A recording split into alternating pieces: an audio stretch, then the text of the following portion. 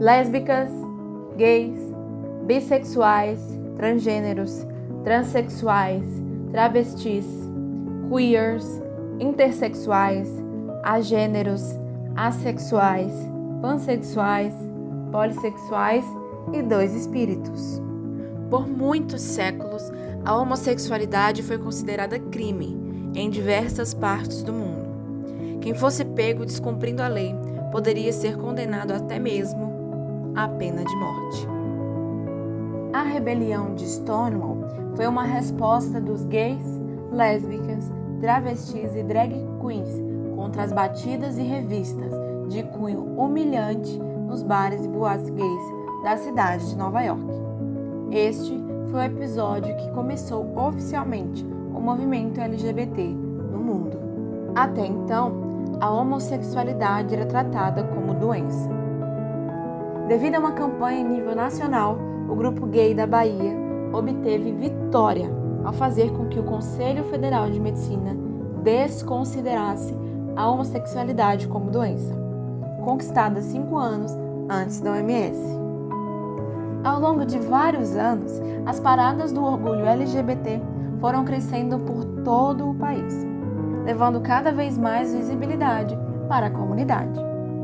Até que em 2013, os homossexuais conquistaram o direito da união estável e do casamento civil, assim como a homofobia passou a ter caráter criminoso, com pena de 3 a 5 anos. Nesse ano, o Supremo Tribunal Federal permite a criminalização da homofobia e transfobia, com penas de 1 a 5 anos, tendo o mesmo nível de criminalidade que o racismo. Em 2020, a comunidade LGBT brasileira obteve sua última conquista, e tão importante quanto as outras, a doação de sangue.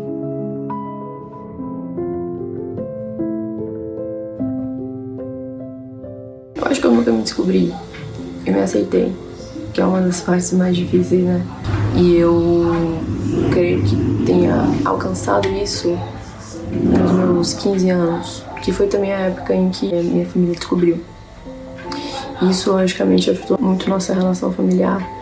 Foi uma época muito conturbada, muito caótica. Eu passei por momentos muito difíceis, mas hoje a gente caminha para uma relação muito melhor.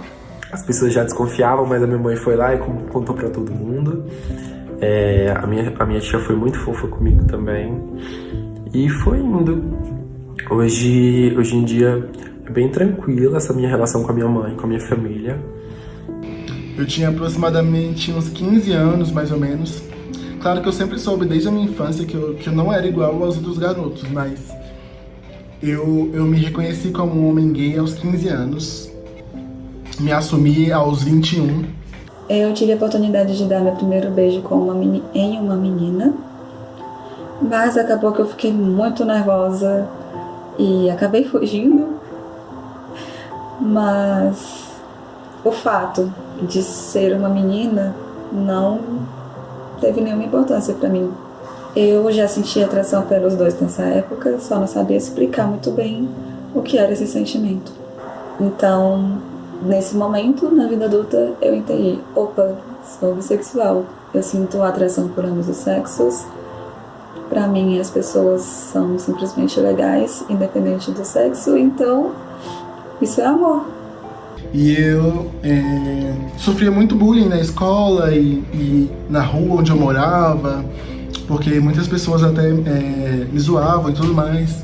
E eu cresci com isso, desde da minha infância, o meu ensino médio inteiro. Eu sempre ouvi piadas do tipo: ser gay e ser criado na igreja não é fácil, porque você ouve coisas muito ruins que fazem você questionar, eu quero mesmo ser isso? Isso realmente é pra mim?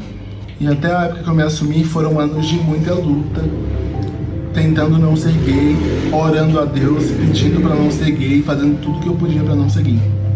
Eu fui uma criança que sofri muito bullying mesmo, a ponto de ficar trancada no banheiro da escola e recebendo diversos xingamentos, então foi uma fase bem difícil. Então minha autoestima até hoje é meio balançada. E eu era uma criança de 11 anos, magrinha, bem afeminada, E aí os meninos me zoavam muito, mas muito, muito, muito. Tacavam bolinha de papel em mim, me xingavam. Uma vez o menino tentou tacar sopa em mim.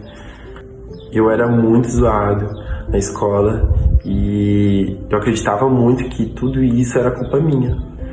Eu não contava para os meus pais o que estava acontecendo, por medo e por vergonha. Por mais que isso tenda a acontecer, as pessoas mudam de opinião e ninguém vai te odiar pra sempre por ser o que você é, ninguém vai te odiar pra sempre por ter nascido assim.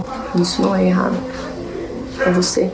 Mas eu ainda tenho alguns medos de sair na rua e apanhar ou acontecer alguma coisa comigo. Eu sempre dou uma evitada em alguns lugares. Eu tenho todo esse medo, porque a gente está no país que mais mata pessoas LGBTs no mundo. E, infelizmente, é muito triste, mas é a realidade. E não foi bem recebido, principalmente pela minha mãe, que na época eu morava com ela. Então eu deixei para sair da casa da minha mãe, fui morar com meu pai. Me rodeei de pessoas que eu amava, que eu adorava. Foi graças à comunidade que eu entendi que família é quem te ama, quem te apoia, quem te acolhe, que nem sempre a sua família de sangue vai te amar e te apoiar, né? Também depois eu entrei no laço e conheci mais pessoas incríveis que me apoiaram, que me deram forças e que me fizeram, que criaram um ambiente onde eu pudesse me sentir seguro.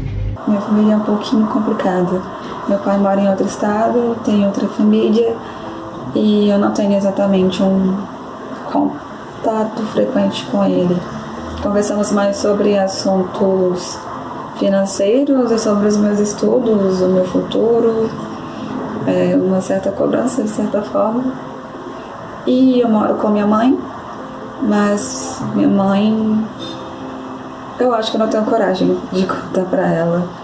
Eu tenho medo de ser julgada, eu tenho medo do que ela vai pensar. Porque eu imagino que não vai ser uma resposta muito bacana, não vai ser a resposta que eu gostaria de ouvir. E ela não vai querer que as outras pessoas saibam disso. Então, acho melhor simplesmente guardar pra mim nesse momento. Eu realmente sou uma pessoa muito feliz hoje, muito realizado, tenho uma família linda, tenho pessoas que eu adoro, pessoas que eu amo à minha volta. A minha relação com a minha família mudou. Minha mãe hoje trata a gente com todo o amor e carinho do mundo. A minha descoberta foi lenta, mas hoje eu entendo que cada parte desse processo foi importante. O mais importante de tudo, eu me sinto bem com isso. Eu levanto a bandeira, eu defendo as pessoas, eu vou nas paradas LGBT. Então, se você tá passando por isso, ou conhece alguém que tá passando por isso, entenda que tem gente por vocês, segurando a mão de vocês. E não vai ser assim pra sempre. Não vai ser assim pra sempre. Eu queria que o mundo fosse um lugar mais tolerável. Seria interessante. Mantermos unidos é crucial, é essencial. E nos orgulharmos de ser quem a gente é, sem medo de errar e de falhar, é ainda melhor ainda. Eu acho que eu aprendi a ser muito mais resiliente com tudo que eu já passei.